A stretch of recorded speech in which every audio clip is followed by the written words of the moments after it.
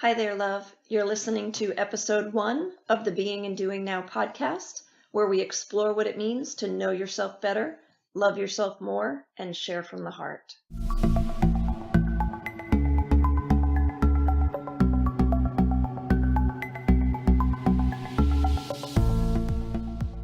So when it comes to happiness, here's a story that I have heard from the time that I was young about how to be happy. In fact, it's so common a story that I would bet that you have heard some version of it yourself. And it goes like this. If you work hard, apply yourself, and get good grades in school, you'll be able to get into a good college. And if you work hard, apply yourself, and get good grades in college, you'll be able to get a good job.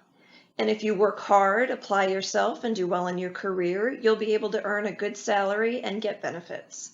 And if you do that for 40-ish years, well, now it's more like 50-ish years, you can retire, and then you'll get to do things like travel and enjoy life and experience true freedom and live the way you really want to live. And that is so much the formula for a happy life, or so we're told, that you'll get to your deathbed and you'll look back on your life and you'll get to be content that you lived a good and meaningful and fulfilling life. Oh, and I almost forgot.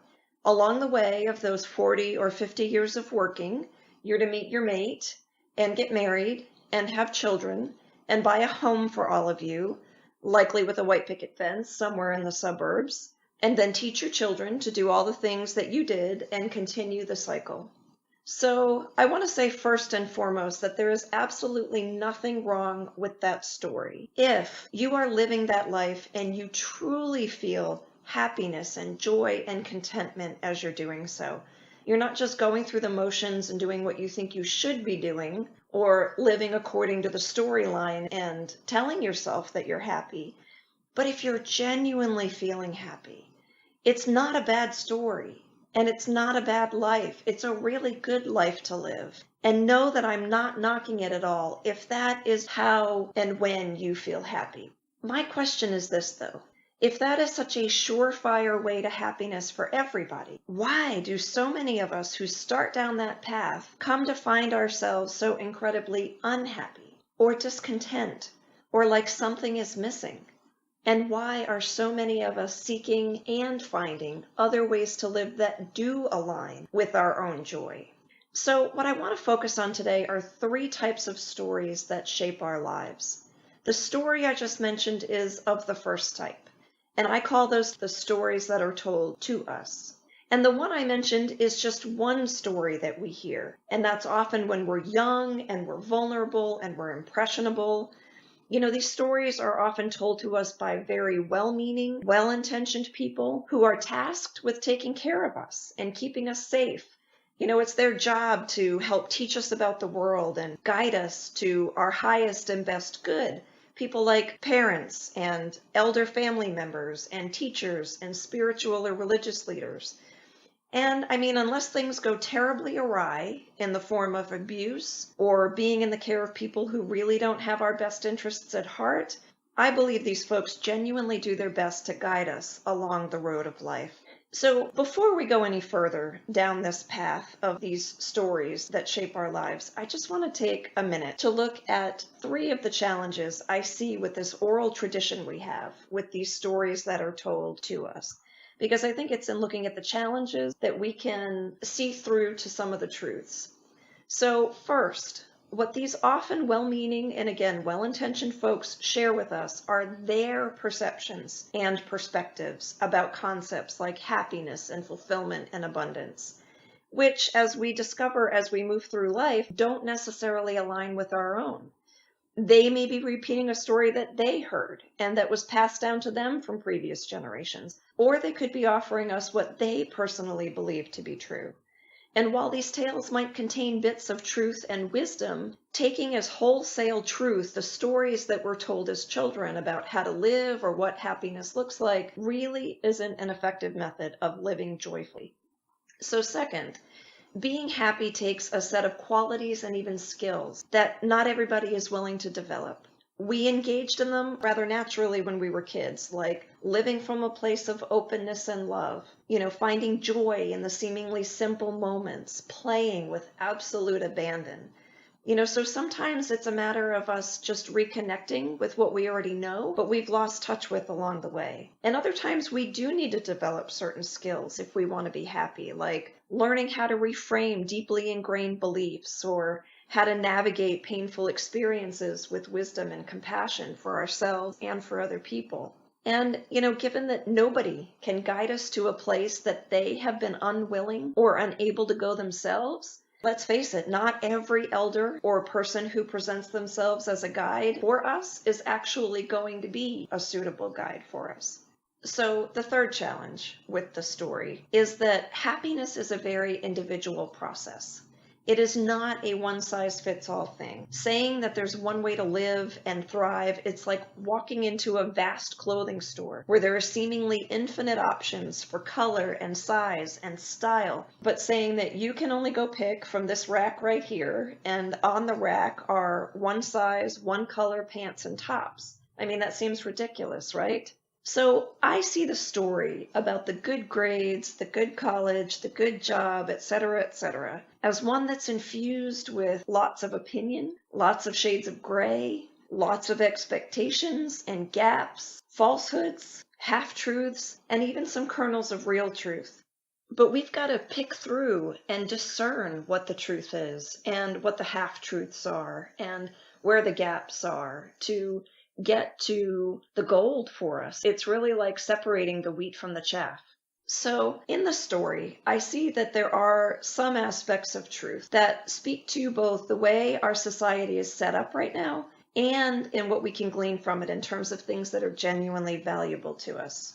So to look at some of those things and to put some context to these concepts, I'm going to switch gears a little bit and share some of my own story with you. Not every podcast going forward is going to be about me or my story, but since this is our first full episode together, it feels like sharing some of it will help you get to know me a little bit better. Plus, I know that in hearing other people's stories, I get insight into and about my own. So I hope that you hear pieces of your own story here, or at least pick up on a thread that is meaningful to you somehow. So, as I mentioned, I did hear this story in my own family, and it was modeled for me growing up in a lot of ways. My parents were professional people. My mom was a nurse. My dad was a banker. My mom went to nursing school, and my dad got his degree after he entered the workforce. He worked full time, and then he went to college at night. They both worked hard, and they did everything that they could to ensure that my sister and I had more opportunities than they felt like they had. So that's why they stressed getting an education. I went to private schools, and going to college was just an automatic thing for me. I never really questioned it.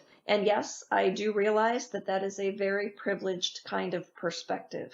So this point about education, and a college education in particular, as it relates to that happiness story, I think is a good one to look at for a minute, because to me it bears out some of the kernels of truth I mentioned a minute ago. Not long ago I saw a clip on TV where Academy Award-winning actress Viola Davis was being interviewed. So hearing about and feeling the contrast between her life and mine in Rhode Island, where we both grew up, was particularly poignant for me. Now, she and I are not that far apart in age, but the worlds we grew up in the very small state of Rhode Island, were vastly different. She said she grew up in abject poverty in Central Falls, which is a city that's just over 1 square mile in area, and the last I checked had the highest violent crime rate in the state. Now, all I knew about Central Falls growing up was that that's where we went to get kielbasa, which was a staple in my Polish grandmother's cooking, and we often drove through the city to visit relatives on the other side of the state. But that was it. I would experience Central Falls through the window of the car as we drove to it and through it.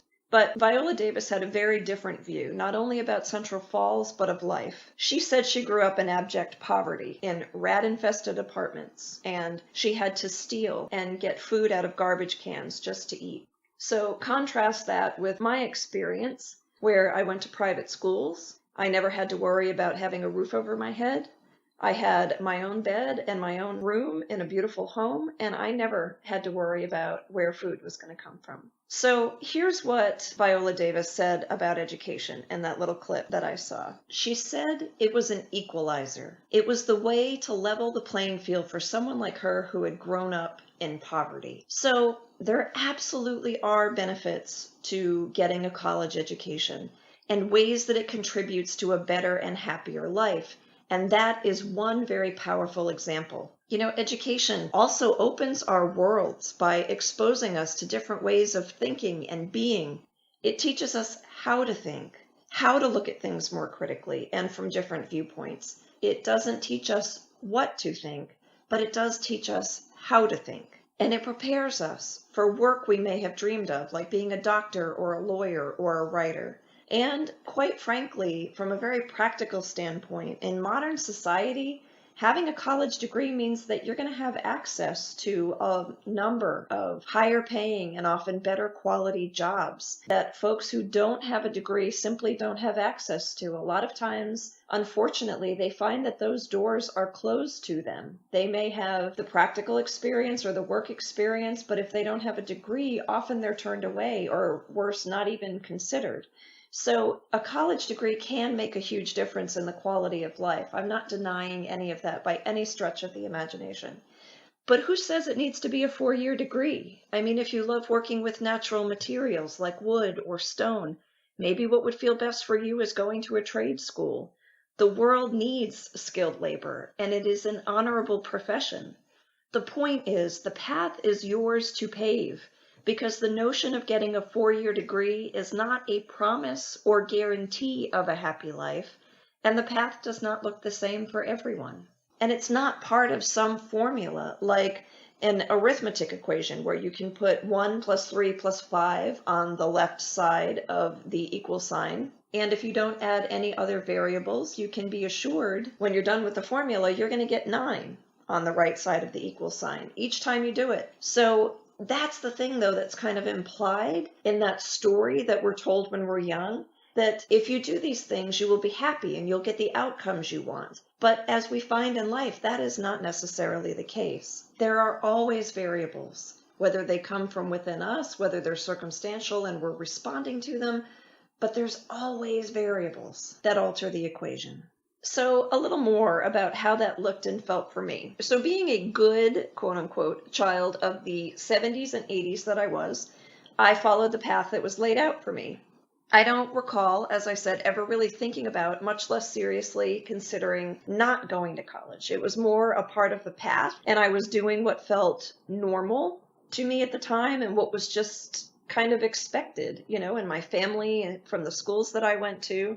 You know, I focused and I studied. I did well in school. I went to a small but academically excellent college. I graduated magna cum laude, and I got a job right out of school. It was around this time, after graduating and setting out on my own, that the second type of story that we'll look at today began for me. And those are the stories that we start to live based on the stories that are told to us. Now, up until this point, of course, we already are living out the stories that are told to us. But I see a distinction between the time that we're essentially living at home or under somebody else's roof and the time that we leave the nest, such as it is, however it is, and we start living on our own. Because although we leave that nest and think that we're breaking free or moving on from whatever paradigm we're in, those patterns and that programming and those stories are playing out in how we're living and what we're doing, you know, until we become conscious that we are living out that programming and those stories and somebody else's idea of a happy life. So after graduation, I started working at a small consumer magazine as an editor, and that included a lot of writing. You know, I went to work every day, I worked hard, I paid attention, I applied myself, I started learning about how to really apply my craft well. I did a good job and all that good stuff. I worked a second job as a waitress. I kept my bills paid. I started to save a little bit of money. And, you know, that went on through my 20s until toward my late 20s, I got married. So I was doing everything that I thought I was supposed to do according to the story that was told to me. And yet I felt like I was waiting for life to begin. I felt increasingly unhappy. And I did what I think a lot of us do or can tend to do, and that is to start to question, what is wrong here? Not only what is missing, but what am I missing? Is there something maybe wrong with me, fundamentally wrong with me, that I just can't seem to get it together in terms of living this life that I was told should make me happy when it's not making me happy, right? Is it me? So even though I thought I was doing everything right, at a very deep level, there was still so much that just didn't feel right. I longed to write for myself, and to me that meant writing books and writing freelance articles even on topics that I felt were meaningful rather than other people's projects on topics that were not as meaningful to me. And I felt like I was using up all my creative energy in service of other people's work. And I just felt like I had nothing left at the end of the day. I marveled at people who could come home after an 8 or a 10-hour day and sit down and write, or, do it on their lunch hour, or do it, in the morning when they got up, or on the weekends, finding those little bits of time when they could do it. I simply felt like I had nothing left to put toward that. And often I felt like I was working in a factory, but I was using my brain rather than my hands. It simply wore me out. So I wasn't happy at work. I wasn't happy at home or in my relationship. I really had a hard time finding joy at that point in my life, or finding happiness or even gratitude in the things that I did have. I felt like I had weights, anchors on my feet. And every time I kind of got my head above water a little bit, the anchors there was like an extra force on those anchors that would pull me under again. So it was not conducive for well-being. So by age 30, I was extricating myself from my very brief marriage. And at that point, I didn't know exactly what would bring me happiness, but I did know that doing the same thing in the same place with the same person and the same people and expecting a different result would not get me there. That was not it. So I started again. I moved from the Northeast to the Southeast. It was a new state, a new region, something completely different. It was a new culture even. But you know what? Even with all of that newness, I found many of the same things. New jobs started to feel like the old jobs. New relationships started to feel like the old relationships. And finally, it started to dawn on me that a new job in the same field, or a new relationship, or a new home was not going to be the thing that would finally make me happy. After all, wherever you go, there you are, right? So you also can't have a new type of relationship when you bring along the one thing that has been constant in all of the previous ones, and that is yourself. In my case, me. So while I found many of the same things in the new faces and new places, I also connected with a spiritual community that felt like the healthiest family I had personally ever experienced. It was truly transformational for me. Folks there helped me to start to think and see and perceive differently. And they offered this loving, unconditional support in a social kind of way that is so critical in healing. I felt like my brain, my body, my spirit, and my emotions were literally being rewired. And I saw and experienced people who not only talked differently about life than what I had known previously, but they lived it, they modeled it, and it felt so right to me. It was like coming home. So during that time, my consciousness expanded, and I continued my own journey of healing from the stories that I had been told and I had been living. And I started to realize that happiness begins from the inside and moves outward. And that we absolutely don't need to stay in abusive or painful circumstances. But I started to realize that it's not the circumstances themselves. It's not money or lack thereof. It's not stuff or even like the finer things in life that are going to provide happiness. All of that helped for me to provide the transition into the third type of story that shapes our lives. And those are the stories that we create for ourselves. And to me, this is where the internal happiness that we have been seeking and talking about really starts to take shape, not only within us, but also in the external circumstances of our lives. So, this is where and when we really start to know ourselves better, and where we have lived enough of life that we know what we don't want, so we are able to be more clear and accurate about what we actually do want.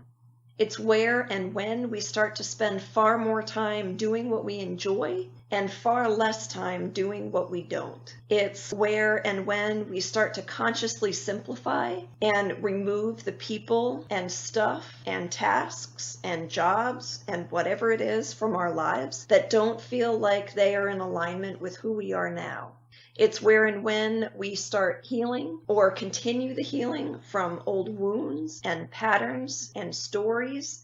It's where and when we start to realize that this lifetime is not endless. For me, it was hearing more and more stories about people dying suddenly, not even from necessarily an illness, but unexpectedly. People not only who were older than I was, but people who were my age and younger, just, essentially here one moment, gone the next kind of thing.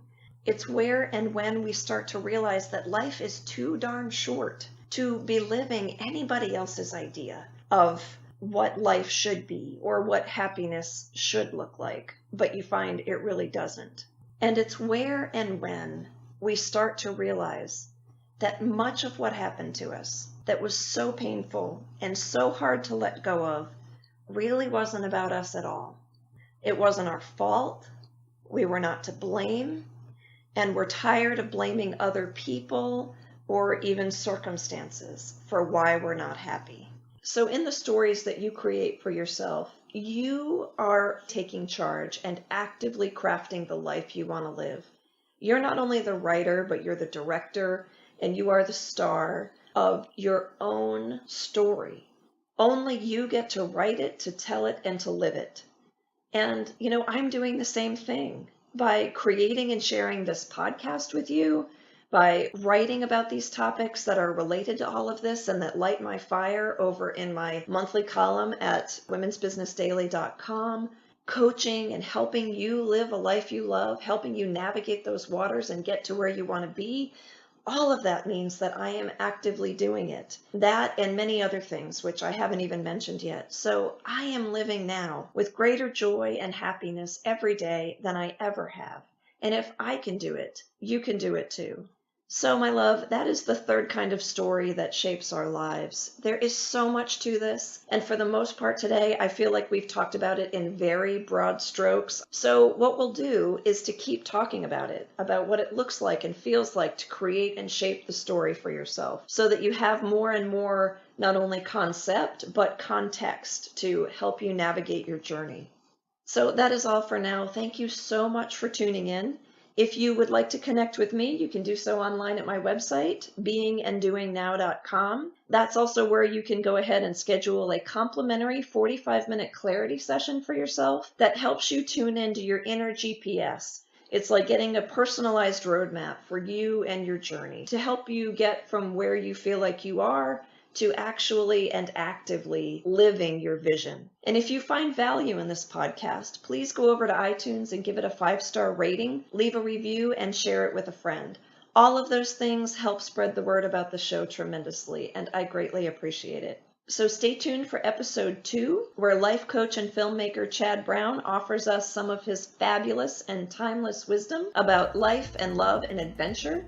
In the meantime, please remember that you make the world a better place by knowing yourself better, loving yourself more, and sharing from the heart. Keep doing you, my love. Ciao for now.